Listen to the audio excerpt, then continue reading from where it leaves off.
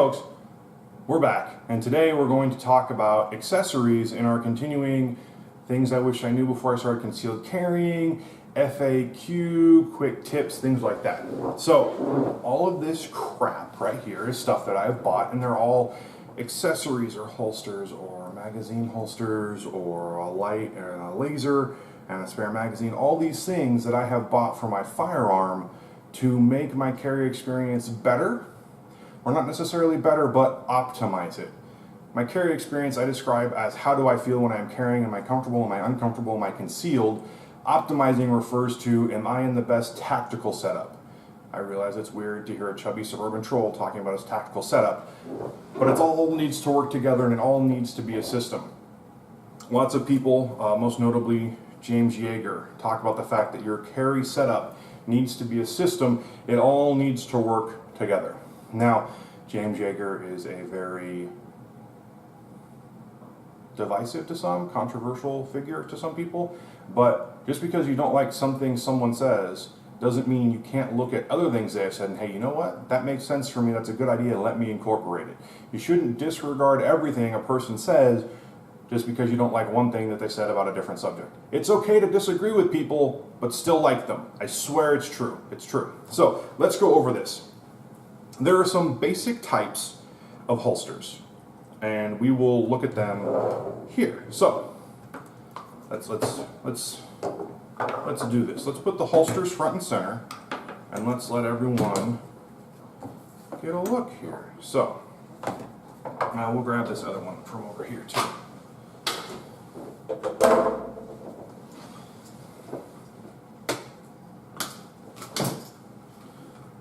So, there we are. Move that out of the way. Now, you guys can focus on the holsters. And let's get a better look. So these are our holsters. As you can see, there are some similarities and there are some differences. These are all fairly conventional holsters. Something that I would call an unconventional holster would be something like the VersaClip, which I personally would never carry. You make your own determinations there. So we'll look at these. We've got what's known as a Kydex inside the waistband holster. It's inside the waistband because that's how it's meant to be worn. This is a right side. It fits in between your skin and the pants. These belt loops go over the belt, obviously, and the holster is held in place like that. This one is a Blade Tech Nano. This is one of my favorite holsters. So this is a Kydex inside the waistband holster. This is a hybrid inside the waistband holster. Now, it's a hybrid because it's made up of more than one thing. We've got a Kydex shell, which is formed for your specific firearm. This is for an XDM 3.8. And it's got a leather shell backing, and it's got, I prefer the metal belt clips here. Now, a problem with these is they tend to wear out. So when you first get the leather, it's stiff, it slowly forms to your body, but as you can see here, after a while it gets floppy, it does what leather does, it breaks in, and you can wear through the leather after time. So that's a concern. On the other hand, this one is also tuckable, which means that when you're wearing it, if you turn it, you can fit your shirt in between this space between the clip and the leather backing on the holster. So it's an advantage, it's a disadvantage. Honestly, I find this to be more comfortable and a little bit concealable than the standard straight Kydex holster. Here we have two different pocket holsters.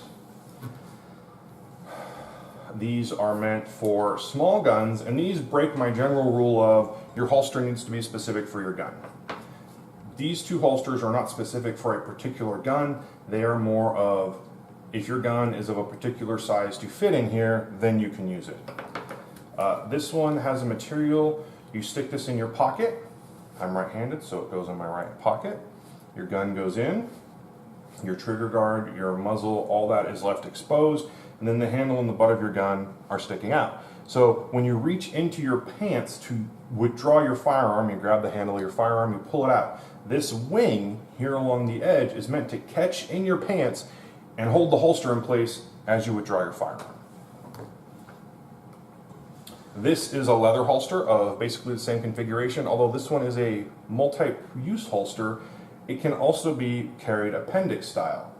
So you would stick this down the front of your pants, your belt would clip into here, and you could also tuck it by putting your shirt here. It's got a reinforced opening here at the top with extra leather and extra stitching. It's fairly smooth. And again, this wing here serves the purpose of, as you would draw it, it catches in the fabric of your pants pocket, and it leaves the holster in your pants and withdraws your firearm. Now, this is the last type of holster. This is probably the oldest type of holster on the market in the world. This is an outside the waistband leather holster. This is a Galco Phoenix. This holster by itself, I think, was about $95, $100. This one is for a 1911, which was my very first privately owned firearm. So, how does this work? Well, pretty simple. You send your belt through the loops, you stick this on your strong side. It's got an alternative manner of carry as well, and you can cross draw it. So I'm right-handed. If I wanted to, I could position this on my left side towards the front. So think about 10:30, 11 o'clock if your body is a clock. 10:30, 11 o'clock, your far left side. So the holster is situated like this. You run your belt up and through, and then we've got another opening over here, which your belt would come through. And so basically your gun would rest like this. You'd reach across your body, you'd draw it out and present your firearm. A nice thing I like about this particular holster is the snap here across the top. For my 1911, that basically positions between the hammer and the strike plate. I'm not sure of the nomenclature actually. So where the hammer would hit for the firing pin to strike the primer on the bullet.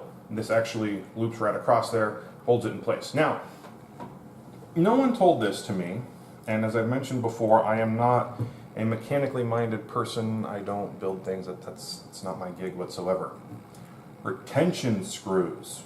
All right, you can see in almost all of these holsters, these two pocket holsters do not apply, but these other three holsters, there are screws all over the place. Let's pull this back up, you guys can see. So over here, you've got retention screws here on the Kydex faceplate, which screw into the holster, and that actually helps control the retention of how hard is it to pull your firearm out of the holster. Now you've also got these belt clips, which again have screws in them in order to keep your gun and your holster in place on your gun belt. Now here's the problem. If you, like me, didn't realize that these screws would work themselves loose because you just don't think in that manner, you will come to a point where you suffer a problem. You suffer a malfunction, possibly even a critical failure of your carry system. This happened with me with this holster here. Even this beautiful leather holster by Galco, it's not here along the edges, as you can see, it's not stitched closed. It's held together by these two retention screws. If you do not do maintenance on these two retention screws, you will have a point where suddenly these retention screws work themselves open and they fall out. The retention screws will fall out. If that happens, your firearm can fall out of your holster. It means it could fall into your pants, it could fall onto the ground, it could do any number of things. It could lead to a negligent discharge. Your trigger could get caught up on something and you could accidentally shoot yourself just going throughout your day. Here's my recommendation. Take your firearm, put it in your holster, adjust the retention screws as necessary, find the right tension where you can holster and reholster and unholster and reholster and unholster your weapon, but the weapon is still snug inside your holster. Take the weapon out of your holster. Unscrew these retention screws. Put some thread lock, some Loctite, the blue, works great on the threads of the screws. Screw them back into place, right? Put your gun inside your holster. Make sure it's still at the right tension. Adjust the retention screws as necessary. Let that thing sit for a good 12 hours. Make sure that the thread lock is set and good to go. You may still need to do some adjustments every 4 or 5 months, every year or so, but it is not nearly the same ritual, the same habit that you need to get into of having to mess with these things every 2 or 3 days. That was the point I was at. I was having to adjust my retention screws and my belt clips, everything, 2 or 3 days. You might ask, well, why do you need to Loctite your belt clips? Well, it's simple. They get floppy and loose, and then your holster can wiggle around on your belt. That's uncomfortable. It's unsafe, and it's not. It's just not a good way to carry your weapon. It's just not a good. It's not a good setup. That's not how you should do things. Ignore that scratching sound. That's the cat. So those are things that you can do. Oh, another thing to consider is customization. There are lots and lots and lots of holster makers who will customize your holster for you. Different designs, different leather, different colors, all sorts of stuff. And that's fantastic and that's great. You just need to keep in mind, it's gonna jack up the price. If you're looking for just a straight, regular holster, it'll keep your price down. If you want to customize it, if you've got money to spend in that manner, if it's really important to you to show your support for a particular cause, or you've got a hard-on for a particular ammo or camo pattern, then do that. Customize your holster, make your gear your own, but just be aware that there is going to be a price difference. So, we're done talking about holsters. Let's talk about some of this other stuff. We've got magazine holsters here. What? Yes, magazine holsters. If you are carrying a semi-automatic firearm, you need to carry one reload at least. Now, the reason for this might not be what you expect. The reason is not because you're going to go down in a hail of gunfire shooting down your 30 bullets downrange.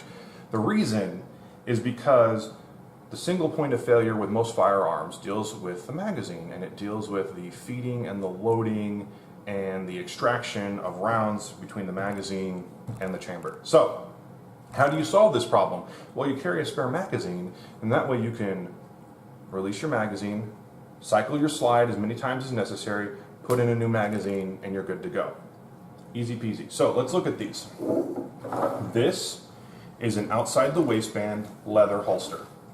This is actually the holster I got, mag carrier, to accompany the Phoenix holster. These are both Galco products. As you can see, this one is from my 1911. It is a dual magazine holster. It's got retention screws here in the middle. You tighten those down to adjust how you want. You've got belt loops here in the back, and you just put it on your belt. Remember in the second video we discussed lacing your belt through your pants first? This is a magazine holder that I would lace through my belt first before putting on my pants. It'll make your life easier. This is like I said, a pure leather one. It looks nice. It's outside your waistband. It's classy. It's classic. This is a good magazine holder, and I like it. And if you are carrying a 1911, I think a setup like this is a good choice for you. So, this is an inside the waistband holster, or magazine holster, from Blade Tech. I'm generally speaking a big fan of Blade Tech. So with this one, what you do is you need to undo the hook on their Loctite system, which can be more difficult than it sounds. Here we go. So this little hook right here, you push it back, and then you squeeze these two tabs along the side, and they're textured so you know where to put your thumbs. You squeeze them, and the whole thing comes up. Now what you would do is, again, this is an outside the waistband setup. You would just thread your belt through here, push this down, lock it in, push a little clip over, good to go. The disadvantage to this is it's pretty freaking bulky. It is much thicker, and realize this is for a double stack 9 or 40, I realize that. But even here in the belt clip area, it is significantly thicker than the leather one. And that's just the system they use. Not good, not bad, just be aware that this is outside the waistband and it is significantly thicker than a different option. We've also got combos, and that's what this is, this right here. This is a combo holster. This is from Aries Tactical. Great guy over there. We'll put the link down in the description below and you guys can check him out if you would like. This is a combo holster. This is meant to hold a flashlight here and a spare magazine here. If you carry right side, as I do, if you're not carrying appendix, if you're carrying 3, 3:30, 4, 5 o'clock position, I suggest that you put your spare magazine on your opposite side. Put it on your left side. The reason for that is, this isn't really going to fit very well there, but just for demonstrative purposes, you put your spare magazine into the magazine holster, you put it with the rounds facing back from you. Hopefully we can get the angle on this right. So, you're needing to use your firearm, and then for whatever reason, you need your spare magazine. You reach down, all right, this angle is kind of weird, I realize that. You reach down, you pull it up, and then what happens when you turn your wrist up? Your magazine is now pointed the proper direction for insertion into your firearm, all right? If you had it pointed the other way, with the bullets facing front, when you pick it up and you turn it over, it works as well. It really does.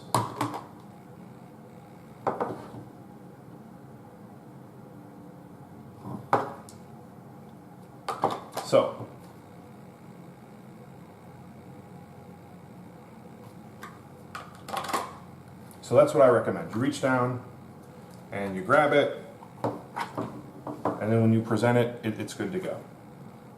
When you do it the other way, it does work. You reach down, you grab it, and you come up.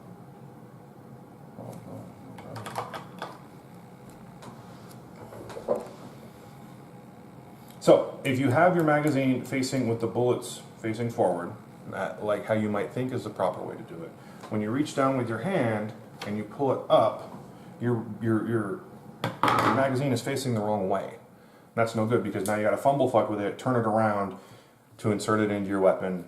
It's time wasted, and if you need to reload your magazine in a life or death situation, you don't want to waste time. You just want to get right into it. So this is a hybrid holster. This is Kydex. This is outside the waistband. We've got belt loops here along the back, and it's just supposed to sit against your hip or forward, wherever is comfortable for you on your belt. Okay? If you're going to carry a firearm, I highly, highly, highly suggest that you carry a flashlight. Let's show you the flashlight that I am currently carrying.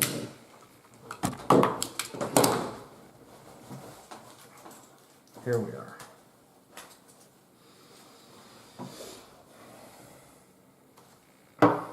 That's my flashlight. That is a Phoenix PD22. If you can't see, well, let's zoom in so you can see. Carrying a flashlight will scratch up your flashlight, right? This thing is scratched and it doesn't look pretty and whatnot, right? I lost the belt clip a long ass time ago, but as you can see, it still works just fine. It's gone through the wash even, and still operates in a perfect manner. It's a great size for me. I really like it. As you can see here, fits in the palm of my hand easy. Good to go. This does have a dimmer switch on it, so let's see if this will show up. So you press it and then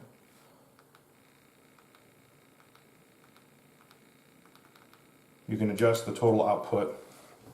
It does not have a strobe function. That would be my only wish list for this thing, is could I get a flashlight in about this size with a strobe function and a dimmer. I would be a happy camper. Now, let's look at something else here. So since we're going to be handling this weapon, we make sure it is safe. Nothing in the chamber, good to go. Now,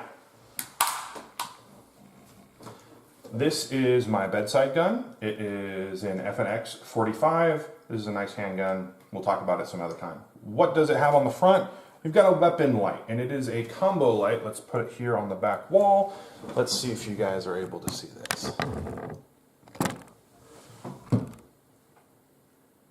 So it's got a light on it, or a laser.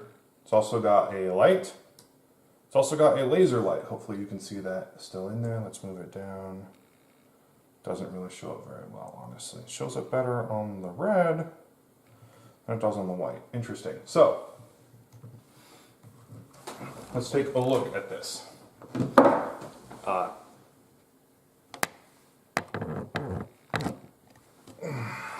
So, this is a TLR 2S. It's by Streamlight. What this does is it is a weapon, light, and laser combo that affixes to the Picatinny rail on the front of your firearm. It's pretty easy to get on and off. It's got adjustments on the laser for elevation and windage so that when you're aiming down the sight on your firearm, your laser is where it is supposed to be. Yes, you need to check that. Yes, you need to adjust it, and then you need to go to the range to make sure that you screwed on your light tight enough and you actually zeroed it properly. This light needs to be screwed on here fairly tight. It needs not to jiggle, because otherwise the action of cycling the firearm will work it loose. It could fall off, or it could make your point of aim completely useless. How does this function? Well, it's got this little switch up here. It's hard to see. So it's got this switch here. If I turn it to the left, it toggles it on. If I turn it to the right, it turns it on. So the toggle, as soon as I let go, it turns off. As opposed to turning it on and it stays on as long as I need it. What are the drawbacks to having a weapon, light, laser on your firearm? Few, actually.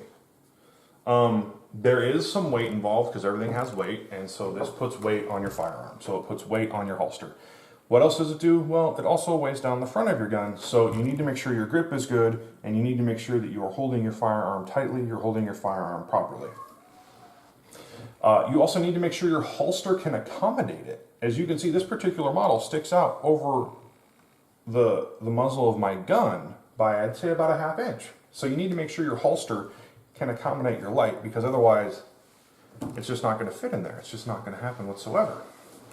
There are other models you can get that are smaller, some that are bigger. You need to make sure you buy a light from a reputable company. You need to make sure that it's going to function properly. You need to make sure that it is going to operate properly so that it will save your life like it's supposed to if you ever need to use it.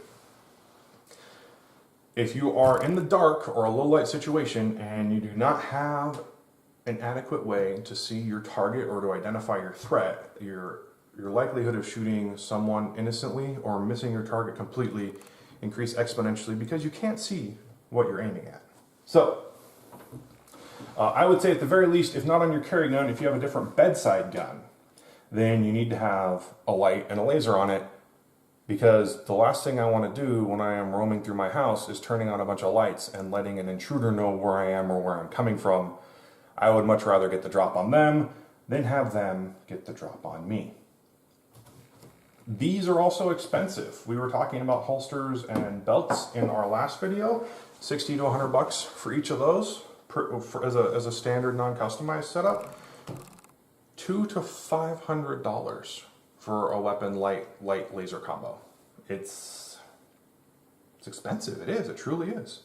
The nice thing about the weapon lights and the weapon lasers is you can transfer those between your firearms. See, I could take this off, I just unscrew it here, I can take this whole assembly off, I can stick it onto another firearm, good to go. The only problem with that, of course, is if I don't have a holster to accommodate it on my carry gun, then it doesn't do me any good whatsoever. Okay, so that was our video pertaining to some accessories that you can get for your firearm and other things that you should be carrying with you as well. If you have any questions or comments, please ask them below and I will do my very best to get back to you. And as always, please like and subscribe. Thanks for watching.